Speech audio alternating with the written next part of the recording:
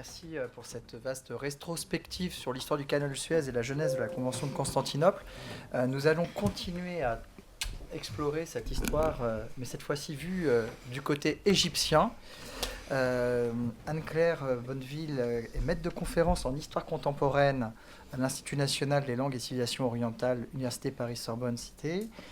Son domaine de spécialité, c'est l'histoire de la vallée du Nil d'Égypte, le Soudan au 19e et 20e siècle, l'histoire des relations internationales.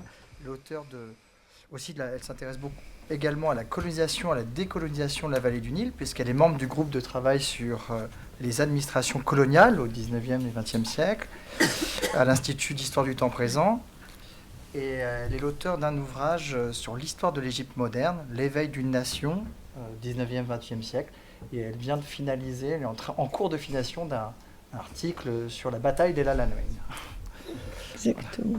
Je vous laisse la parole. Merci beaucoup. Merci pour cette invitation. Mon intervention va s'inscrire dans la continuité de celle de ma collègue, mais on va essayer de voir le canal de Suez, cette fois-ci du point de vue égyptien. Et on va partir de la nationalisation, ou à peu près de cette période de la nationalisation, et on va avancer chronologiquement jusqu'à la période actuelle, avec trois grands moments qui se distinguent dans cette histoire, du coup, égyptienne du canal. La première, c'est celle d'un canal symbole de la décolonisation et de l'indépendance. Le second moment correspond au temps des conflits qui se déroulent précisément à proximité du canal. Le canal n'en est pas toujours l'enjeu, mais il est une ligne de frontière, une ligne de front. Alors ce moment, il débute au lendemain de la nationalisation et il se poursuit jusqu'en 1975. Et puis le troisième temps, il est plus immédiatement contemporain depuis l'arrivée d'Abdel Fattah el-Sisi à la présidence de la République égyptienne en 2014. Le canal est une vitrine pour le pouvoir égyptien et un enjeu du développement de l'Égypte. Alors, commençons par la première partie. Le canal est le symbole de l'impérialisme européen et à l'inverse, il va être aussi le symbole de la souveraineté conquise, une souveraineté pleine et entière, disaient alors les Égyptiens. Le canal, ou plutôt la compagnie du canal, est le symbole de l'impérialisme jusqu'en 1956, parce que les Égyptiens, du fait de leur histoire, ne profitent pas ou pratiquement pas des retombées financières, et vous l'avez évoqué rapidement dans votre intervention, et par ailleurs, ils sont à peine associés à la gestion du canal et n'ont aucun pouvoir de décision. Dès lors, pour les Égyptiens, la lutte nationale ne sera achevée qu'avec la récupération du canal. L'indépendance ne sera considérée comme complète que lorsque la compagnie du canal cessera d'être entre les mains des Français et des Britanniques. Le thème de la restitution du canal n'est pas né avec la fin de la Seconde Guerre mondiale, éventuellement dans la continuité de la tentative de Mossadegh, le Premier ministre iranien, de nationaliser les pétroles d'Iran.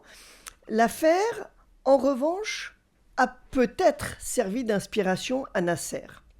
Mais déjà avant le premier conflit mondial, le courant nationaliste égyptien s'était mobilisé sur la question du prolongement de la concession du canal. Cela se passe en 1909.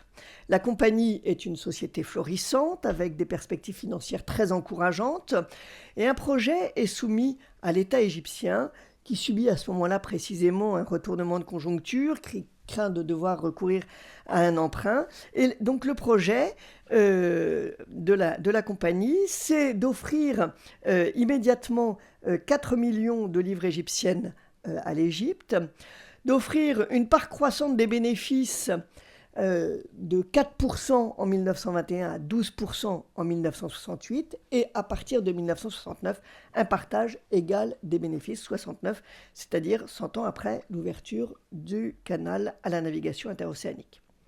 Ces promesses financières, elles sont conditionnées à un allongement de la durée de la concession de 4 décennies, c'est-à-dire la faire courir jusqu'en 2008.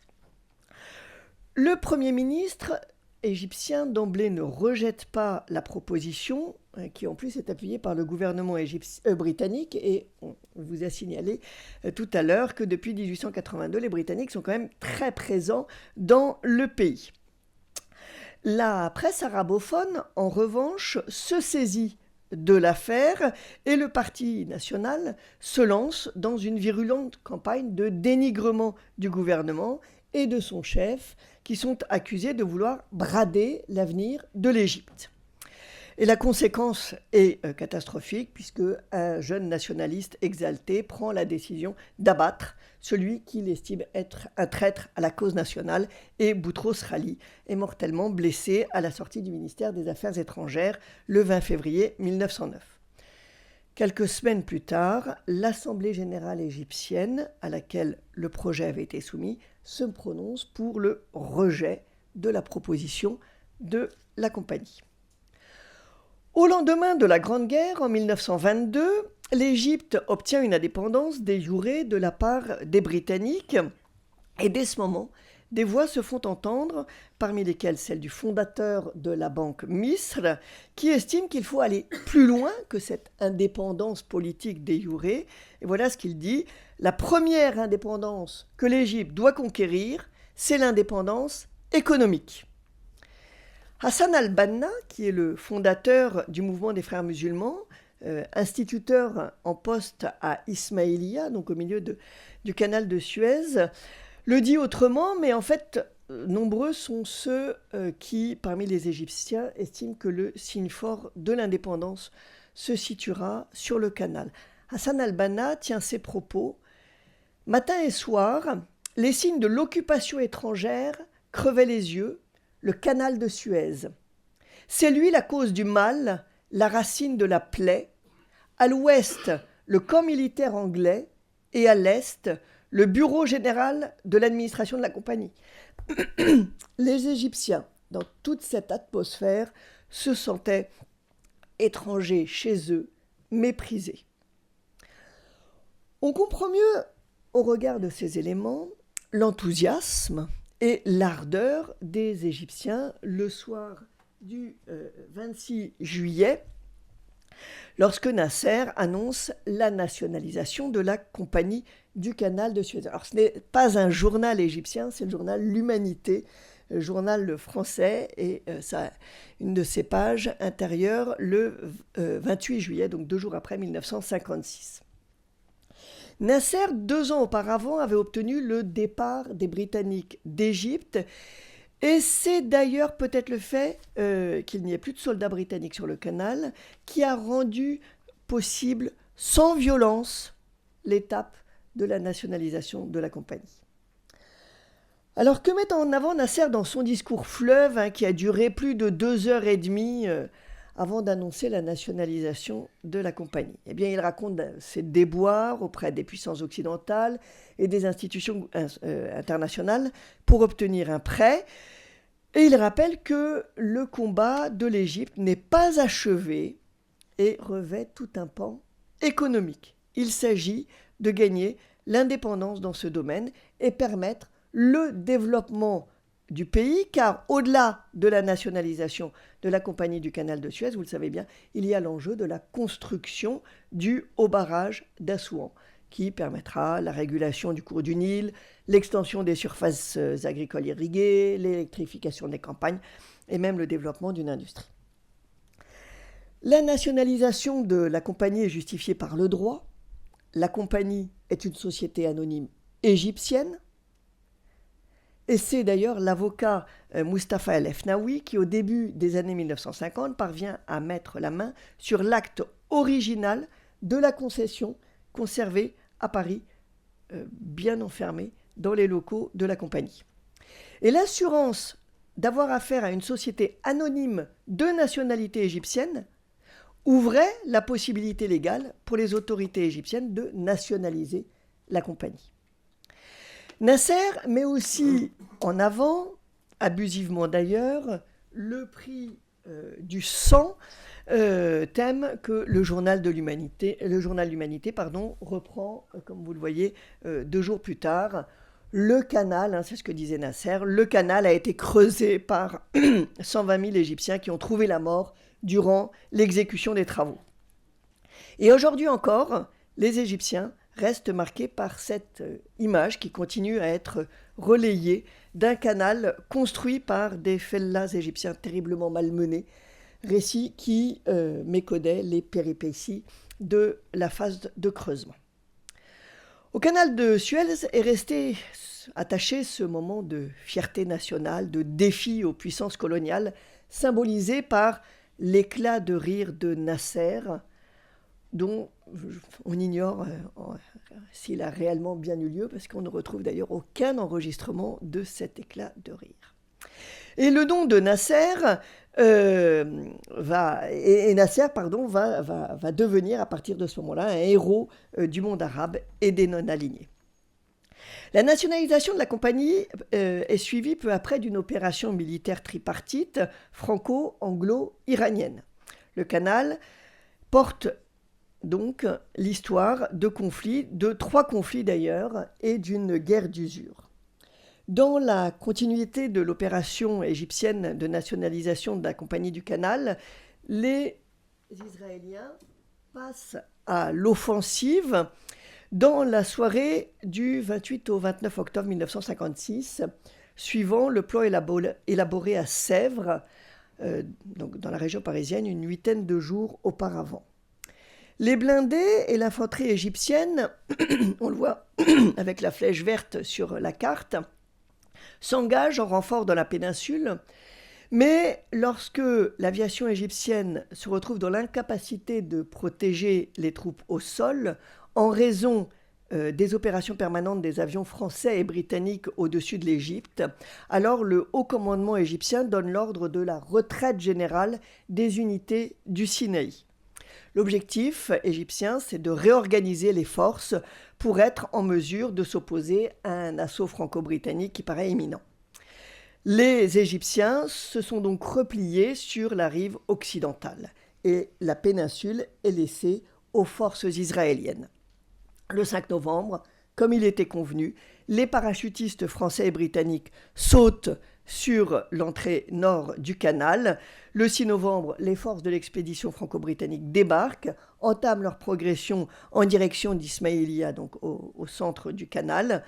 Et ce sont les interventions soviétiques et américaines qui mettent un terme à l'opération que les Égyptiens conservent en mémoire comme l'agression tripartite.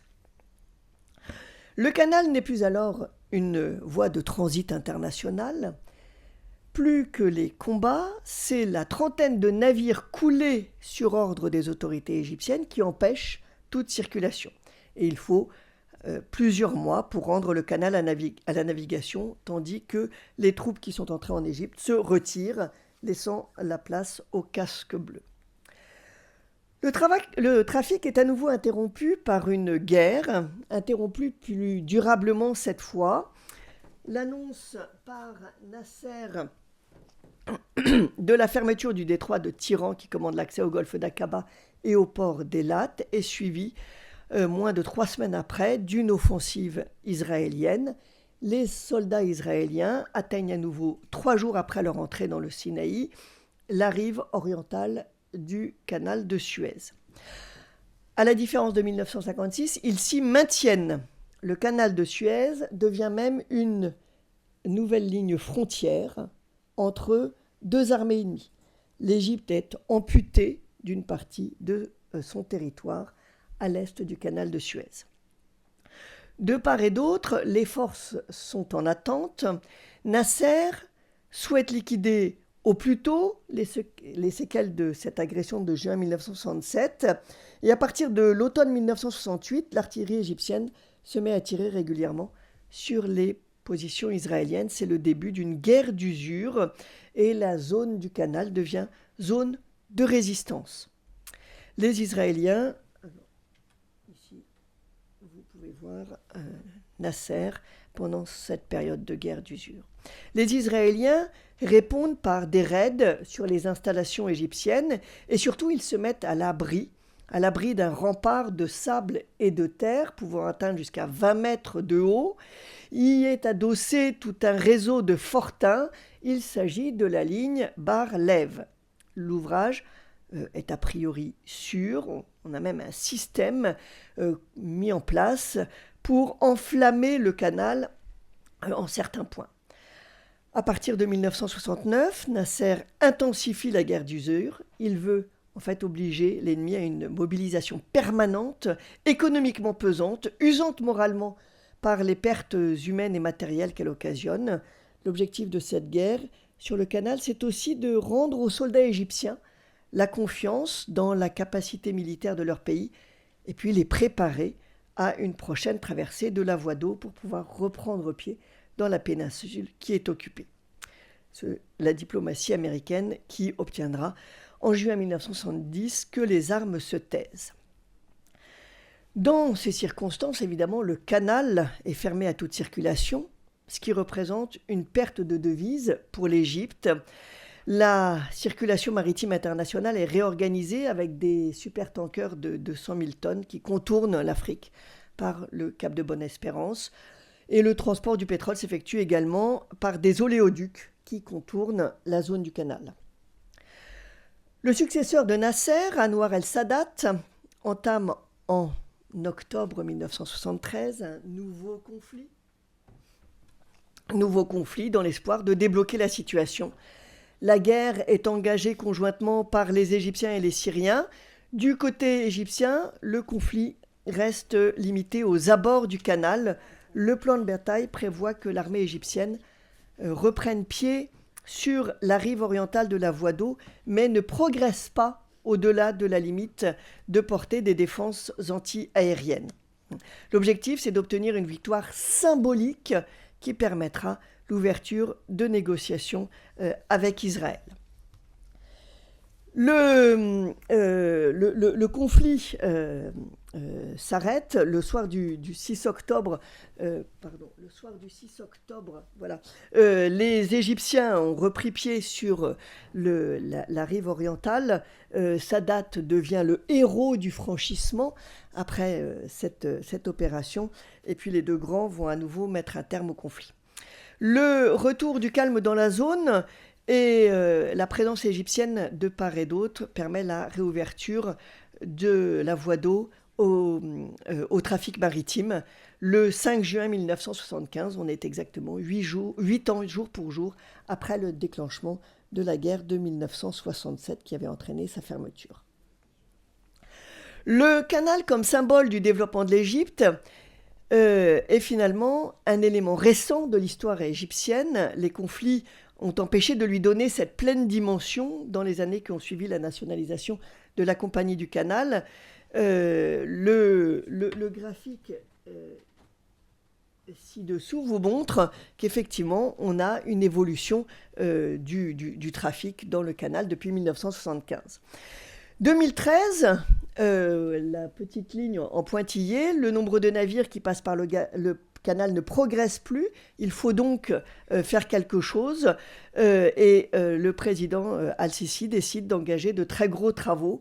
La première raison, c'est parce que, en fait, les revenus du canal de Suez représentent une des rentes de l'économie égyptienne. La deuxième raison, c'est qu'il faut augmenter les revenus de l'Égypte. Donc il faut permettre le passage au maximum de navires. La troisième raison, elle est plus politique. On a un nouveau pouvoir en Égypte et ce pouvoir a besoin de trouver une légitimité. Il a besoin de rassembler la population, de la mobiliser, et le canal peut permettre la rencontre du président et du peuple égyptien. Alors des très gros travaux sont engagés. On avait la diapositive tout à l'heure. Élargissement, doublement sur certains espaces de ce canal. Le nouveau canal symbolise la renaissance de l'Égypte, la sortie d'une période sombre. Il sert à témoigner des capacités techniques et scientifiques des Égyptiens, de la grande compétence de l'armée égyptienne aussi, qui a supervisé les travaux, de la volonté des Égyptiens. Il flatte l'orgueil national et il fait aussi du président El-Sisi le nouvel homme fort du pays, un nouveau Nasser. Le pari de l'accroissement du canal semble gagner. Il faut quand même dire que la ronde du canal reste incertaine. La première raison à cela, c'est qu'il peut arriver qu'il y ait un ralentissement des échanges mondiaux. On l'a vu avec la crise du canal.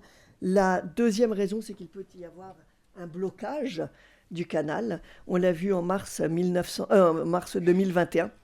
Le trafic est totalement interrompu pendant 6 jours. On a 422 navires qui s'accumulent en attente de la reprise de la circulation. Les autorités égyptiennes lanceront immédiatement après un projet d'élargissement et d'approfondissement du canal. Et puis la troisième difficulté, c'est celle que traverse la région à l'heure actuelle, c'est la dégradation de la situation sécuritaire, non pas autour du canal de Suez, mais dans la partie sud avec les Houthis qui mènent des attaques assez régulièrement contre les navires qui ont un lien avec Israël.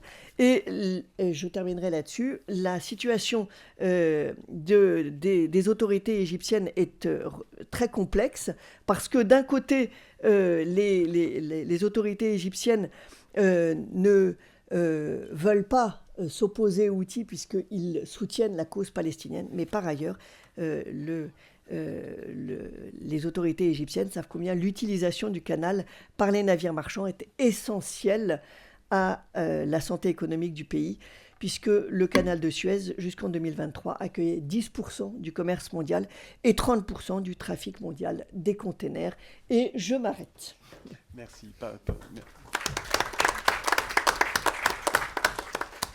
Pardonnez-moi de vous